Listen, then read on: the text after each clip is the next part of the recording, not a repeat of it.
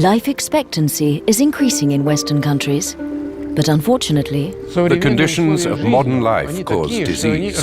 That's why we have invented the term diseases of civilization. diabetes, hypertension, obesity, cancer.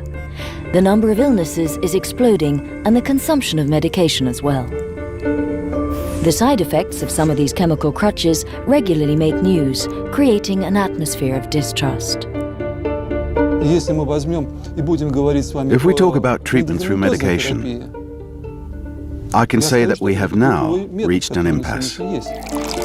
But maybe there's another therapeutic approach, an ancient method praised by religions but long ignored by science. Fasting. In Russia, Germany and the United States, doctors and biologists have already been exploring this possibility for half a century. We wanted to know if it was visible in the laboratory at the hormonal level. Calorie restriction as an effect, can we make it a lot bigger if we starve the organism? How does fasting work, and what kinds of pathology is it useful for? The results are remarkable, especially in the treatment of the disease of the century. This is a new approach to cancer therapy, and it's some people would call it a complementary approach. The results of this work open up unexpected perspectives and indicate a different approach to disease and treatment.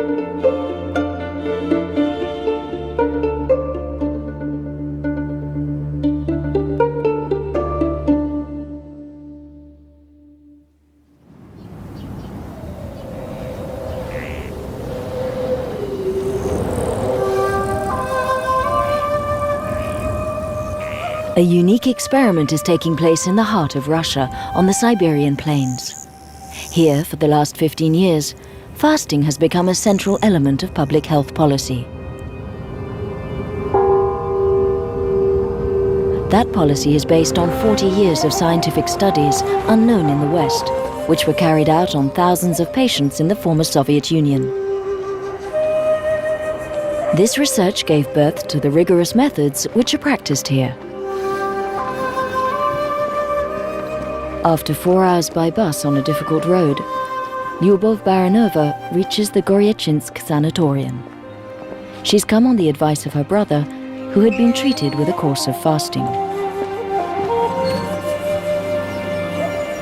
The shores of Lake Baikal are a few hundred yards away. The scenery is idyllic. Goryachinsk is famous for its hot springs, and since 1995 for its center for fasting. The cures are covered by state health care, and the whole building is reserved for the fasters.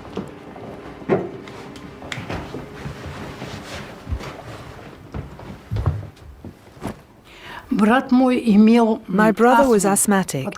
Sometimes he couldn't breathe, then he couldn't sleep at night, and he prevented everyone else from sleeping too. After reading an article about fasting, he decided to fast for 21 days. I had a terrible allergy to sweet things, like oranges, that sort of thing. I had been treating it for years, but nothing helped. My allergy came back after each treatment. By the 7th day, he was fine. He was in good health. He believed that a miracle was possible, and this method had cured him. He's fasted several times since. I was one of the first to come and fast here at Goryachinsk. I fasted for 18 days. Nobody knows how their body is going to react to food deprivation. Fasting is scary. У вас остеоартроз, мы вам назначим такое лечение. В течение того времени, что вы будете у нас, вы 2 недели проголодаете, 7 дней выйдете из голодания. В течение всего периода голодания... The first stage of the treatment is reassuring newcomers. The patient's involvement is essential. по 3-5 минуточек. Много случаев, когда приезжают пациенты, Very often, we get people who have been in hospital. They've had the best clinical examinations, but nothing helped. Fasting is a universal method that can be effective against several diseases. That's why people often come back to sort out their other problems with us. The treatment is absolutely simple. Drinking water, water, and more water for 12 days on average, and nothing else. Some fasts can last for 3 weeks, depending on the severity and duration of the disease.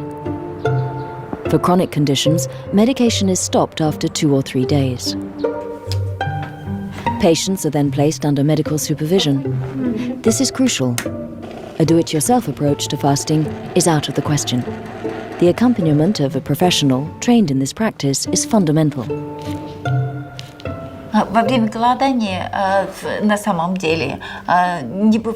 During fasting, there's no real nutrient deficiency. One can observe a decrease in vitamin C, vitamin D and E, and some other components of the metabolism, but these losses are not critical.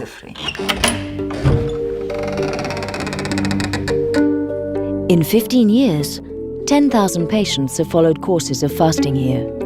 Their medical records are kept in the archives. The patients came seeking treatment for problems of diabetes, asthma, hypertension, rheumatism, allergies and so on. Nearly 2/3 of them saw their symptoms disappear after 1 or more courses of fasting. They all say that depriving oneself of food is not the hardest part. The sensation of hunger disappears after 2 or 3 days. The difficult part is what the people here called the acidosis crisis. Olga has not eaten for 5 days. She's already been through this phase, which sometimes results in a feeling of weakness, nausea or headaches. Ой, мама! Ну, здрасте. It's the price to pay for the adaptation of the organism to this radical change. The body must learn to live off its reserves. The third day was hard. Now it's more or less okay. My body is getting used to it. Today I feel better, but it's still not great. It's because up to the third day there is a process of elimination and detoxification. That's why it's a bit tough and the patients don't feel very well.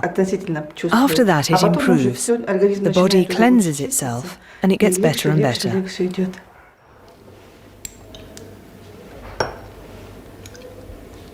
According to Russian doctors, this crisis is a key step in the healing process. Analysis of the urine can indicate its peak and its duration. Changing its mode of nutrition makes the acidity of the blood increase.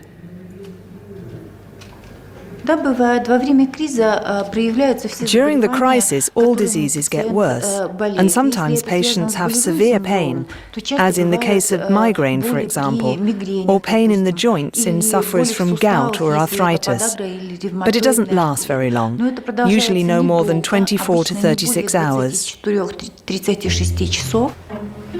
This crisis is a sign of a profound transformation in the body. The organism has to feed on itself. But how can it provide the fuel needed for its survival? The body has 3 fuels: glucose, fats, and proteins. The essential fuel is glucose, which the body absolutely needs in order to function. The brain cannot do without it. But after a day of fasting, the glucose supply is exhausted. How does the organism adapt? It soon makes glucose from protein, and particularly from that found in the muscles. It'll also draw on its reserves of fat to create a substitute for glucose. This fasting fuel is known as ketone bodies. It is these ketone bodies that will be the main food supply for the brain. The work is done by the liver, which is a real factory for transformations in the body. Ольга Александровна, проходите, пожалуйста.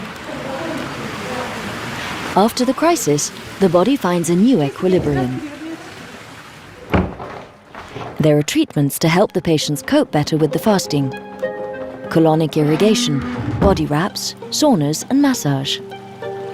The Russian doctors also recommend 2 to 3 hours of exercise daily. All converge towards the same goal, to stimulate the organs of elimination.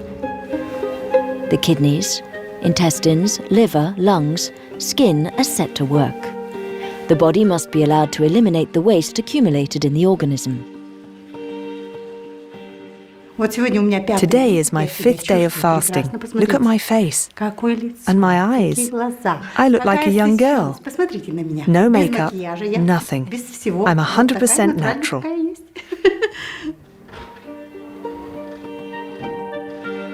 But even as the body adapts, the head doesn't always follow at the same rhythm.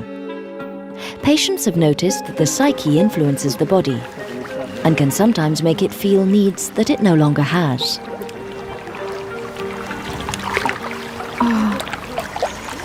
The third day was the most painful.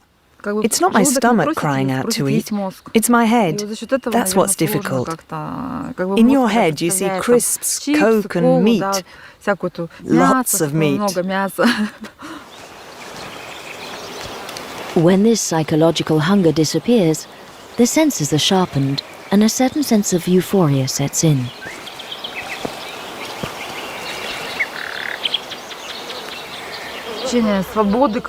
I have a feeling of freedom. I've realized that I'm strong. If I can fast, I can do anything. But how does fasting work? How is it that 2/3 of patients feel better? Of course, that figure calls for caution. Is it a placebo effect? Or an effect of the euphoria that the brain experiences? Or have these changes that everyone describes been actually measured in the body with objective methods? To understand, we must go back 60 years, to the time when the Soviet Union was a fortress and researchers were not allowed to cross the Iron Curtain. The research was conducted in secret laboratories far from the West. As often happens in science, this scientific adventure started with a chance event which happened to a researcher open to new ideas. In the Korsakov hospital in Moscow, the chemical straitjacket had replaced the physical one, but the treatment was scarcely more humane. One day, faced with a patient who was prostrate and refusing to eat, a psychiatrist by the name of Yuri Nikolaev broke with tradition. He decided to let the patient follow his instinct instead of obeying the usual protocol of forcing him to eat. In his notebooks, the psychiatrist noted with surprise, From the 5th day, his negativity began to decrease, and the patient opened his eyes. On the 10th day, he started to walk, but still didn't speak. On the 15th day, he drank a glass of apple juice left on his nightstand. Then he went for a walk and began to return to social life. The man eventually recovered. The case was unique, a mentally ill patient treated by fasting. Yuri Nikolaev was surprised by the almost miraculous effectiveness of the treatment. 15 years later, he had continued to experiment with it and develop it. The success exceeded his expectations, and the waiting list of patients kept growing. Nikolaev treated schizophrenia, depression, phobias, and obsessive syndromes using an average period of fasting of 25 to 30 days, and sometimes even 40.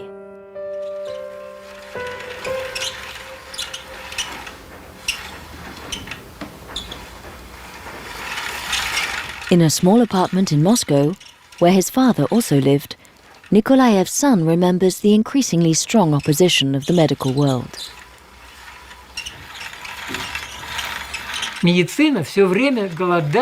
The doctors were opposed to fasting because they did not understand the essence of it. People usually think of being hungry as something bad. You need to turn your head back to front to accept the idea that fasting can cure. And it's even more difficult for a doctor than for an ordinary person.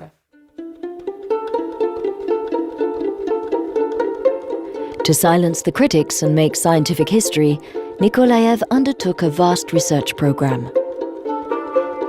Physiological and biochemical tests, hormonal parameters, and encephalogram readings were studied during and after fasting in hundreds of cases. The psychiatrists established a correspondence between the observed changes in the body during fasting and the improvement of the patient. Fasting has an impact not only on mental illness, but also the entire personality. The young Dr. Gurvich was part of the research team.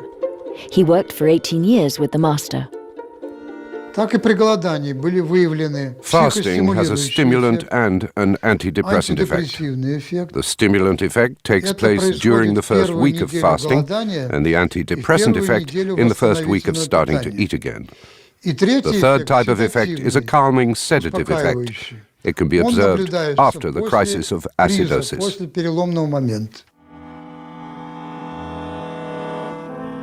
Nikolaev treated 8,000 patients with fasting with a marked improvement in 70% of cases. 6 years later, 47% had maintained that improvement. Some could resume a normal life and raise a family. But there was another surprise. Nikolaev and his team noticed that not only the psyche of patients improved, but also their physical ailments such as hypertension, arthritis, asthma and eczema. He appealed to the government. The Ministry of Health was skeptical and launched a campaign to check the results. This was in 1973. It conferred the task to several well-known doctors, among them Professor Kokosov and Professor Maximov. Both were military doctors. They obeyed orders. Until then, I knew nothing about fasting, so I had two objectives: to verify if the method worked, and if so, to explain why. We had to study the secretions of the stomach, liver, pancreas, and intestines, the bacterial profile, the level of immunity, and the exchange of minerals and vitamins. The workload kept increasing with thousands of patients. The researchers confirmed the results of Nikolaev. They compiled precise lists of indications and contraindications for fasting. Indications: bronchial disorders, cardiovascular disorders, gastrointestinal disorders, endocrine disorders, digestive disorders, bone or joint disorders, skin disorders. Contraindications: cancers, tuberculosis, diabetes of the type 1, chronic hepatitis, thrombophlebitis, anorexia. But how can you explain the effects of fasting? Fasting causes a state of stress. This activates sanogenesis, or recovery mechanisms, and autoregulatory processes that are usually inactive because of our lifestyle. Stress seems to be the central point. Stress is an adaptive response to environmental change, in this case, food deprivation.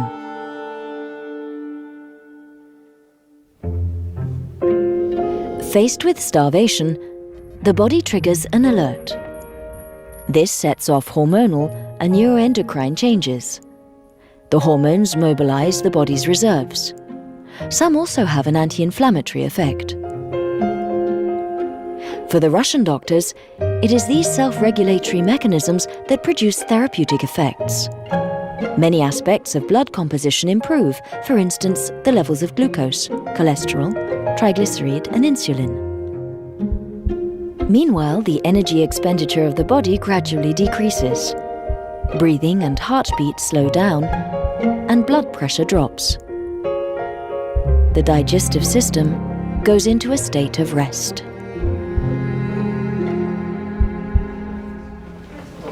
So, if fasting has the ability to stimulate the healing powers of the body, how can we measure that capacity? Professor Osinin is a specialist in bronchial asthma. A student of Kokosov, this pulmonologist has treated nearly 10,000 asthmatic patients through fasting. In 40 years of practice, there's not been a single accident, he confides. Osinin's research has indicated changes in cells in the lungs mucosa. These black cells reveal a presence of histamine, which causes a hypersecretion which leads to bronchial spasms. After 12 days of fasting, there is no more histamine. The cells are filled with lipids and the spasms have disappeared.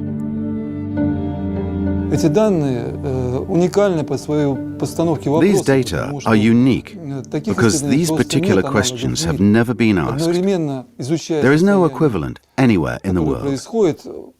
We studied both general changes in the body and local changes. And we saw the disappearance of substances which lead to edema and inflammation. Bronchial asthma is a chronic disease. It cannot, according to conventional medicine, be healed, but only be contained. Many patients are condemned to rely on inhalers or other treatments that temporarily relieve their symptoms. Osinin's work shows that it's possible to escape this fate. The pulmonologist has also analysed the long-term effects. His study involved nearly 1,000 patients. After 7 years, the improvement persisted for 50% of patients, those who adopted appropriate eating habits after the period of fasting. Sometimes several treatments were necessary. 10 to 15% were completely cured. Experimental data was collected from the four corners of the Soviet Union, with one ambition: to establish fasting as part of public health policy. The Academy of Sciences validated the results and published them in impressive collections, which have never been translated. Despite the magnitude of this work, which has no parallel elsewhere, and the wealth of clinical descriptions and the number of diseases covered, some grey areas still remain. Yes, the lab results show that it works, but why? How do the mechanisms that we call sanogenesis get set in motion? What is sanogenesis? I still don't have an answer to that question. Could the answer come from researchers in the West? Over here, no state has ever funded that kind of research. The pharmaceutical industry is of course not interested. However, the practice of fasting is growing and has recently made its entry into the political and scientific arena.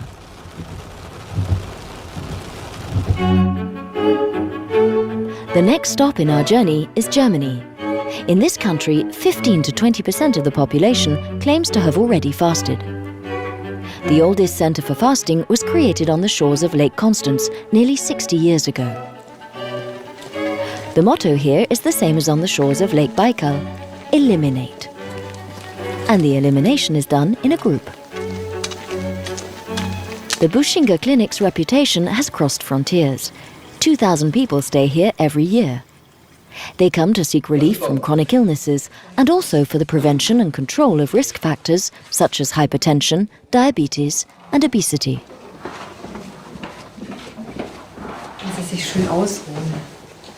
Usually, Jürgen Bahl wears a suit and tie. And no one puts a hot water bottle on his liver. Normally, he works in a glass tower in Zurich. I'm a banker, and I had to travel in the Soviet Union and Eastern Europe. If you want to do business there, you must drink vodka and eat fatty food. The effects have accumulated over the years. My liver had grown 7 centimeters, and I had very bad blood test results. My GP, who is also a cardiologist, told me that's enough. Either you change jobs and finish with Moscow, forget Russia, no more vodka, or you take up fasting. And personally, I couldn't imagine being able to fast. It seemed impossible for me not to eat anything for 3 weeks and be hungry all day without a glass of wine. I'm a gourmet. I couldn't do it. After the first treatment, Mr. Baal's liver shrunk back to its proper size and his blood tests went back to normal. Since then, he keeps an eye on his diet and returns each year to Ubelingen. A spell of fasting resets his counters to 0. No, these are not the traditional glasses of water. As a small departure from the rigors of fasting, a light soup or fruit juice are served twice a day. These 250 calories a day soften the crisis of acidosis and make the first days easier. That is a particular feature of the method developed by Otto Buschinger, the man who created the center. He was an army medical officer who suffered from rheumatic fever and was sentenced to a wheelchair by doctors in 1918. He recovered with 2 successive fasts. This dramatic recovery led him to explore the therapeutic possibilities of fasting and create a treatment center. Today it's become a reference in Germany. Treatments last between 1 and 3 weeks.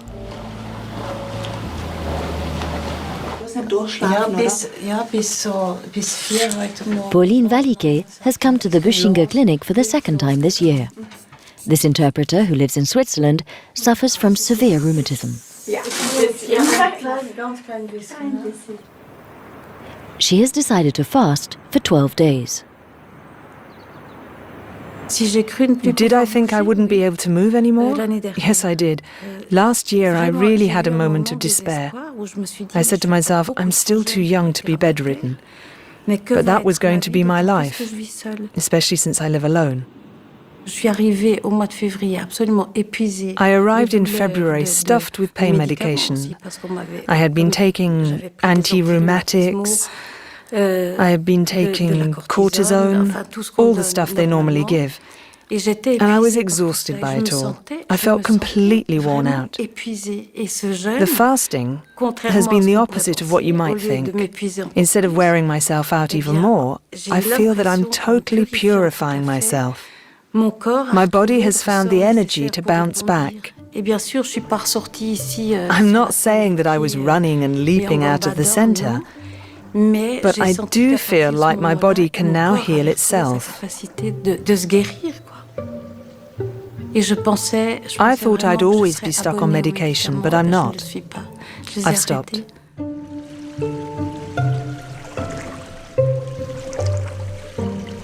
Depending on the severity of the disease and how long it has been established, stopping medication is not always possible.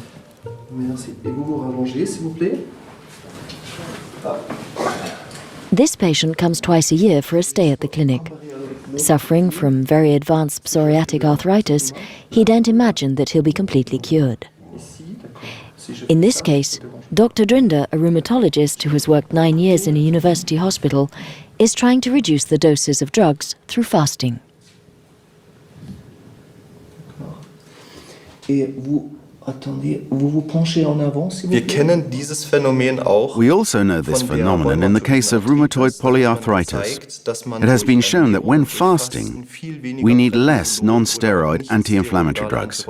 That's a good thing, because the side effects of these drugs are not negligible.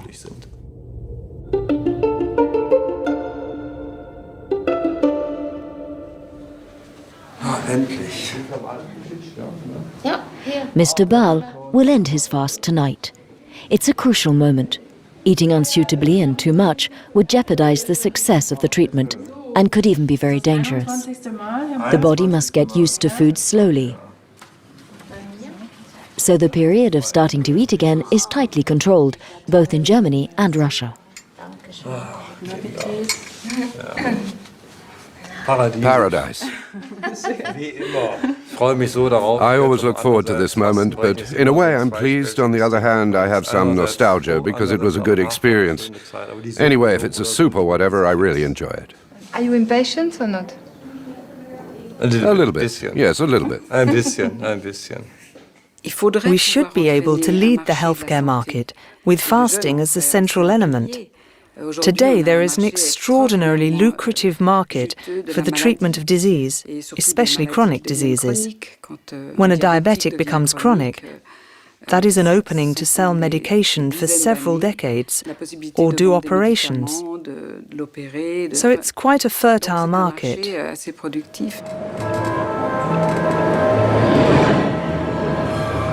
Putting fasting at the center of the healthcare market, taking on the chemical monopoly on disease and cutting the profits of the pharmaceutical laboratories. That's a long way off. But in Germany, things are starting to change. Here, for nearly 10 years, in an annex of Berlin's Charité Hospital, the largest public hospital in Europe, one floor of a building is reserved for patients being treated by fasting. A dozen public hospitals do the same. The practice is gradually finding its place in the arsenal of official medicine. Professor Michelsen has conducted several scientific studies on fasting. He offers this therapy to patients suffering from rheumatism, metabolic syndrome or heart problems. The treatments are reimbursed by the social security system. Nearly 500 patients undergo treatment here every year. Following the Buschinger method, demand is increasing and the service has to refuse patients for lack of space. Without being aware of the Russians' work, Michelsen has also measured hormonal changes in the body. In many studies on patients, we found the presence of epinephrine, norepinephrine, dopamine, leptin and serotonin. That is to say, hormones that have a strong regulatory influence on the metabolism and also influence mood.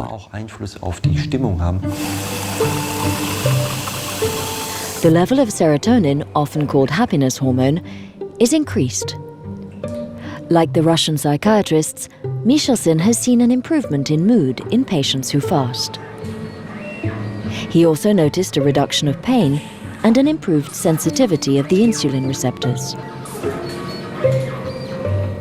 He found that fasters showed an increased readiness to adopt a healthier lifestyle after the fast, which would be conducive to maintaining good health. If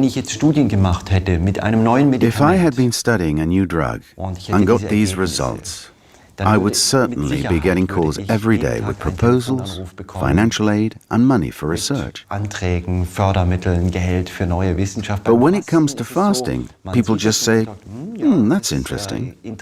But there is no real encouragement for the research. It has to change. It's very easy for critics and skeptics to say that there are not enough studies, when we know that no funding is granted for just those studies. Michelsen is no longer focusing on the fundamental mechanisms of fasting. As a physician confronted every day with an increasing number of chronic diseases, it's in this area that he particularly sees a need.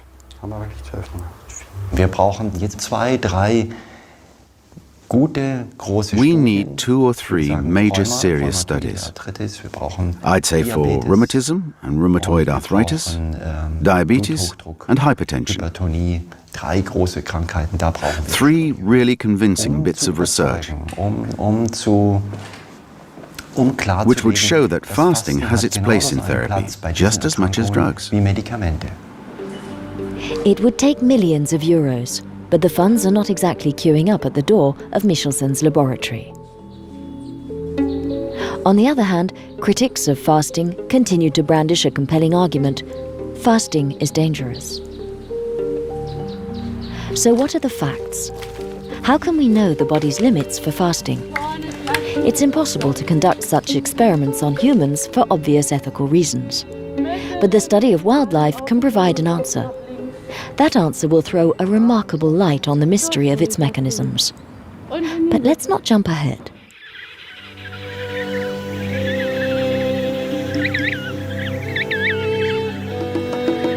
In the frozen lands of the Antarctic continent, there's a strange bird that's fascinated scientists for decades. The male emperor penguin practices fasting spontaneously in his colony on the ice.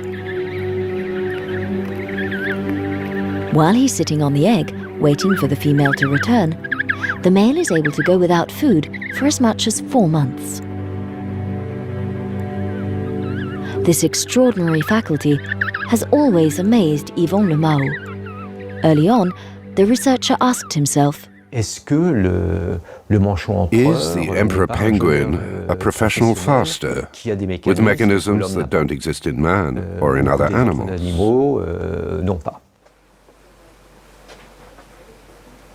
In his CNRS laboratory in Strasbourg, Yvon Le Mao brought together all that has been written in the West on the subject. But he couldn't find the answer. However, there are a few certainties.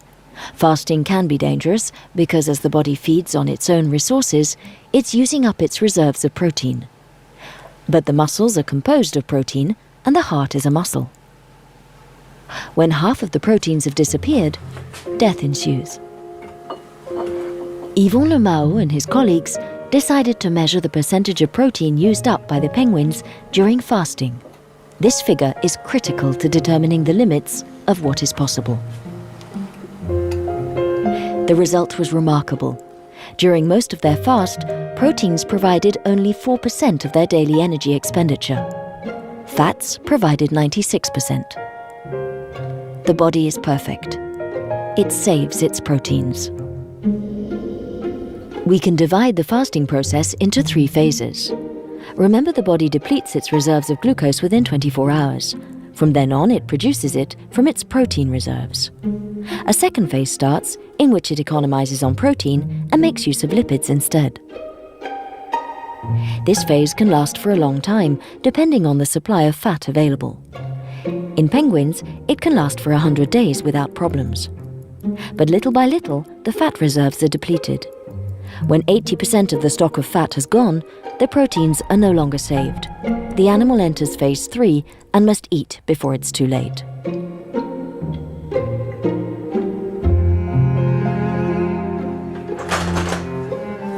But do other animals have the same mechanism? Jean-Patrice Robin, who works with Yvon Le Mao, is conducting an experiment with rats, animals that don't have the reputation of being professional fasters. They're weighed daily and their urine is sampled.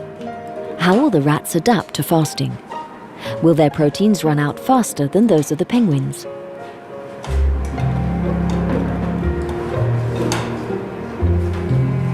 Surprisingly enough, the results are similar.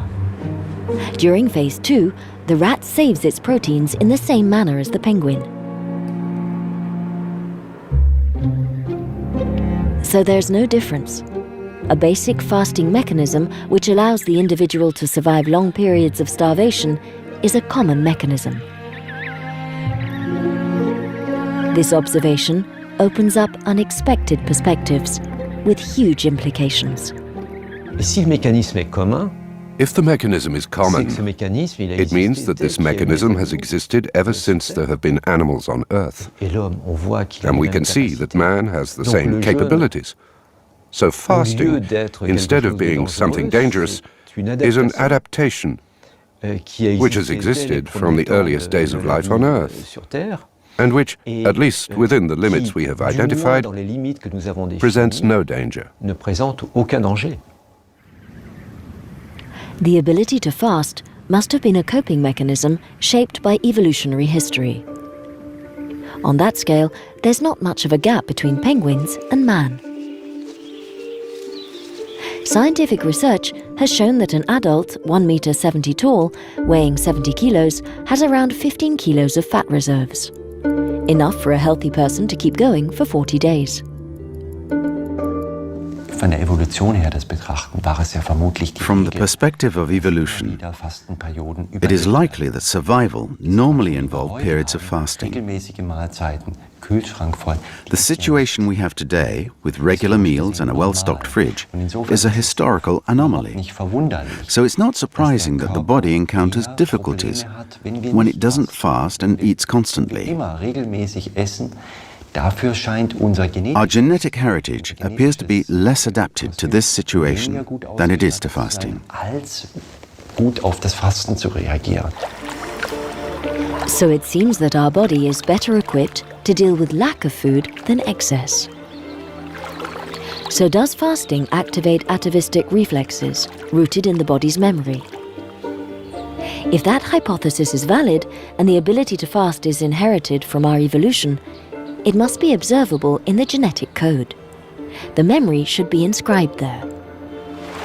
But who would be crazy enough to try and find what no one is looking for?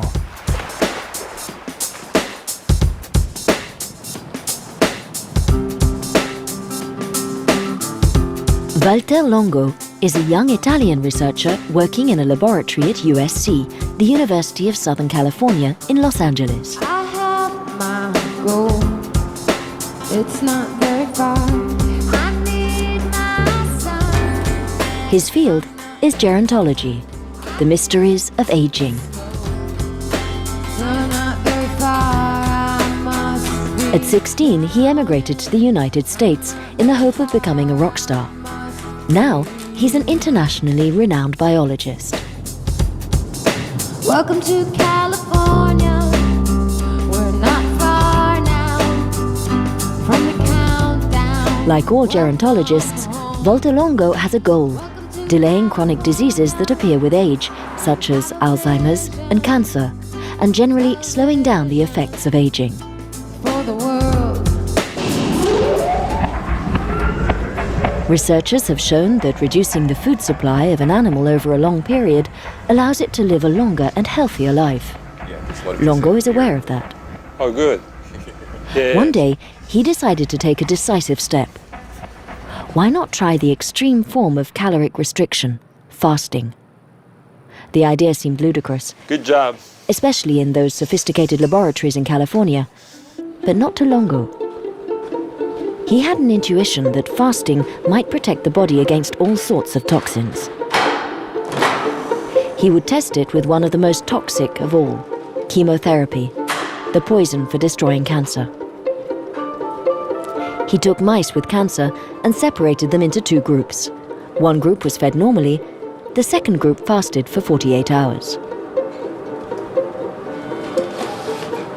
So then I convinced a few graduate students that first thought it was a crazy idea because it's very counterintuitive. You think you starve something and it's going to become weaker, right? It's hard to, especially for somebody young, but even for somebody very experienced, our own colleagues, it's hard to imagine how you can starve something and that becomes stronger. He then injected the mice with high doses of chemotherapy, doses 3 to 5 times higher than those allowed in humans, doses that would cause devastating side effects. Would the mice be able to deal with that treatment?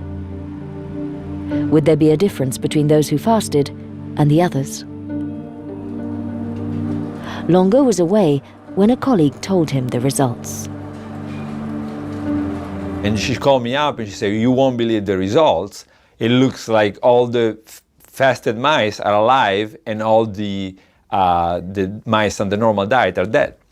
And so of course I was very happy because it was more than I was expecting. And so I asked her to repeat it, and I asked the people here to repeat it, and both of them came back with exactly the same results. This is a video showing the behavior of the two groups treated with temozolomide. In these images, filmed by the laboratory, the differences between the two groups of mice are obvious. On the one side, those who fasted seemed perfectly healthy. They move normally, their hair is smooth, their tissues are not damaged, and their cognitive functions seem intact. Here on the right are the mice who ate normally. In the end, only 35% survived. They're in bad shape, and they just lie prostrate in their cages. Detailed examinations showed that their heart and brain were also affected. The news was a bombshell. As soon as the study was published in a scientific journal, the press was talking about it. The results for the moment only concern mice. No matter. The journalists spread the word. Fasting protects from the side effects of chemotherapy. This is the Norris Hospital in Los Angeles, one of the largest anti-cancer institutions in the United States, where 200 therapeutic trials are conducted each year. Here they took the discovery very seriously. The hospital board decided to launch a clinical trial on patients without delay. Dr. Tanya Dorf is supervising it. The young oncologist is enthusiastic. The people fighting cancer in the front line know that they need new strategies. I've always felt that it's so unfortunate that our tools for treating cancer are destructive. They attack anything that's growing quickly. They're very indiscriminate. And we're developing better targeted therapies, but I think it makes a lot of sense to try to protect the body and maximize the damage done to the cancer and minimize the harm done to the normal body. Yeah, I think the muscles might get stiff. But we should be cautious. Not many patients have been recruited yet. This patient has fasted for 24 hours. Others have done 48 hours. No longer for now. The first step is to prove that fasting is not dangerous for cancer patients. For this revolutionary approach goes against official recommendations, which prescribe the opposite: an increase in calories and protein before each chemotherapy session. The experiment needs to gradually expand to larger numbers of patients. There's no lack of money.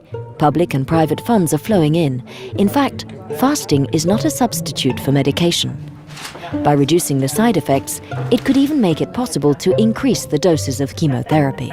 You're bloating and you're eating. As a doctor at the hospital remarked to us, imagine, it's a treatment that's easy to implement and cheap. This trial has an important proof of concept. If we can demonstrate that patients have less toxicity after they are fasted, this will transcend and potentially be applicable to many patients getting cancer therapy, not just one disease, but maybe the whole spectrum of cancer treatment. Obviously, the clinical trials will take time, but when your life is in the balance, it's hard to accept these slow protocols. Nora Quinn is not waiting, even though she's anything but impulsive. This county judge from Los Angeles wanted to tell us her story, and at the same time, meet the scientist who has restored hope for her, as she says. Dr. Longo, I'm Nora Quinn. When she read an article in the Los Angeles Times describing the work of Longo, Nora Quinn made her decision. She had just been diagnosed with breast cancer. So if I'd waited for them to go through the human trials process, it would have been 10 years later, I'd be dead from breast cancer. So since I had to start chemotherapy then, I couldn't wait. And I was very lucky. My oncologist was open to the idea. She didn't encourage me to do it, but she didn't say no. She said, if you want to fast, go ahead, do it. She goes, I don't think it'll make any difference, but go ahead and do it. Nora Quinn had to complete 5 chemotherapy sessions. She was afraid of the side effects, especially the disturbance of her cognitive functions. Under the supervision of a doctor friend, she fasted 5 days before the first chemotherapy. She felt good and could continue working. For the next 2 sessions, her oncologist persuaded her not to fast. She reacted very badly to the chemotherapy. She felt so bad that she decided to fast before the last 2 chemo sessions. Again, she felt much better. There's no question in my mind that I came out of the treatment with fewer side effects and less long-term fatigue and chemo brain than my friends who did not fast, who went through similar rounds of chemotherapy. There's no question in my mind. Nora Quinn is not the only patient to have fasted spontaneously. Among the 30 people who've tried it, the Norris Hospital was able to take a sample group of 10, see their medical records, and obtain their analysis. Nora Quinn was part of that study. The results confirmed those observed in mice. The fasting made chemotherapy more bearable. Fatigue, weakness, nausea, and headaches were significantly reduced. I didn't want the drugs. I remember that. But if fasting protects the potentially devastating effects of chemotherapy, how does it affect the chemo itself? Does it make it more effective or not? Before answering this crucial question, we need to first understand the mechanisms by which fasting protects healthy cells. Does fasting cause a change in gene expression? Longo selected cells from the liver, heart and muscles. If we unravel the DNA strands, here are the genes. These genes are directing the work of the cell. Their expression is normal. After 2 days of fasting, Longo observed a radical change in the expression of the genes. Some were overexpressed, others underexpressed. The genes had modified the cell's functions, putting them in protection mode. It was a total transformation which happened very quickly, as if this ability came from an ancient genetic memory. The normal cells, having learned all the lessons in those 3 billion years, enter a protective mode. They have to, because there's low glucose, low nutrients. They have to stand by and stay as protected as possible. And chemotherapy is one of the things they have to be protected against. So the cells protect themselves as an atavistic reflex. Yvon Lemao, the penguin specialist, had put us on that track. But if fasting protects healthy cells, doesn't it also protect cancer cells? If so, Longo's whole thesis collapses. Let's compare a cancer cell with a normal cell.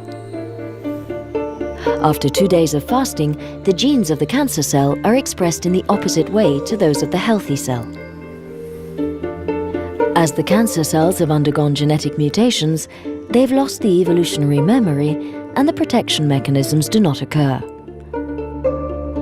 The cancer cells hate this low glucose, low growth factor environment, and not only they do not become protected, they become more sensitive to chemotherapy. In fact, even in the absence of chemotherapy, they can die, or certainly their growth can be reduced. And so fasting can slow their growth even without chemotherapy.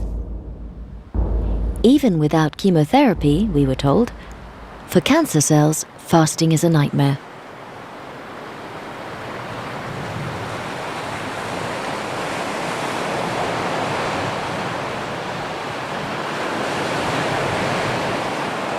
I recently presented at one of the largest pharmaceutical companies in the world, and I basically challenged the executive of the company to come up with a cocktail of drug, not just a single drug, but a cocktail of drug that will have more potent effects in general than fasting will have.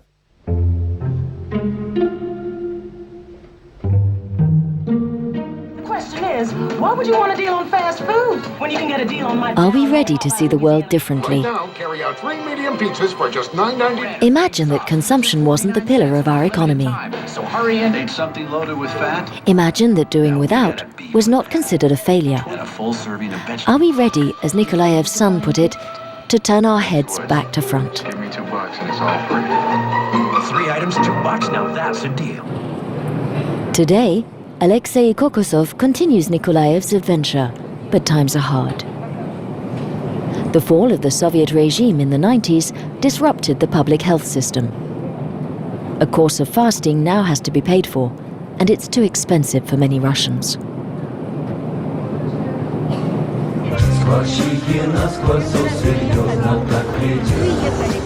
But there's still a place on this earth, hours by plane from any major city, where the state actually encourages and develops the practice of fasting.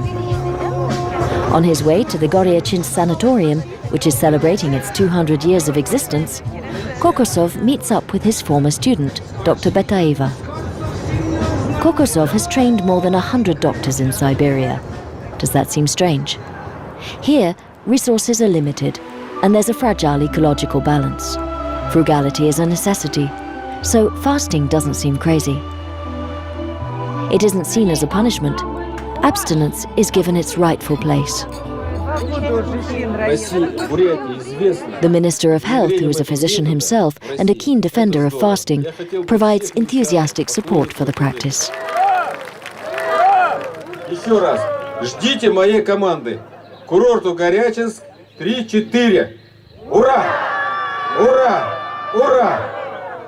РДТ 15 лет. 3-4. Ура! Ура! Ура! С праздником! Утро завтрашнего дня Бог станет первым, а не я. Птица щепки завтра